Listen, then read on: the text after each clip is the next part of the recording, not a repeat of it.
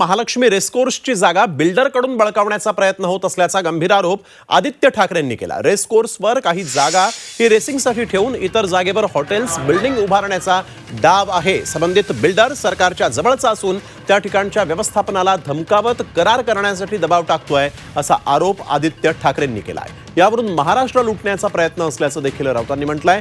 तर विकला तर त्याचे पुरावे आहेत का असा सवाल दरेकर यांनी विचारला आहे।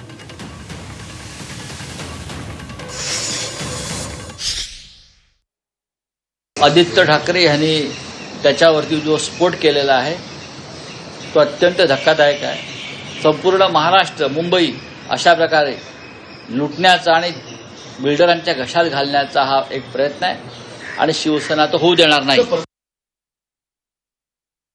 जर बाबा विकतायत तर त्याचे काय डॉक्युमेंट्स आहेत का, त्याचे काही पुरावे आहेत का? उद्या मी कुणालाही काही बोलेन, आदित्य ठाकरे उद्या महापालिका किंवा मुंबई विकायला निघालेत, त्याला अर्थ नाही ना। तर रेस्कोची जागा विकाय निघालेत, कोणाशी झालंय, काय डील झालंय, काय कागदपत्र आहेत? रेस्कोस हे मुंबईचं वैभव आहे। त्या ठिकाणी मला वाटत नाही कुठलंही सरकार असो ही रेस्कोची मुंबईचं वैभव असणाऱ्या जागा विकल्या जातील किंवा कोणाच्या घशात घातल्या जातील। त्यांचं रक्षण करण्याचं काम आम्ही करू।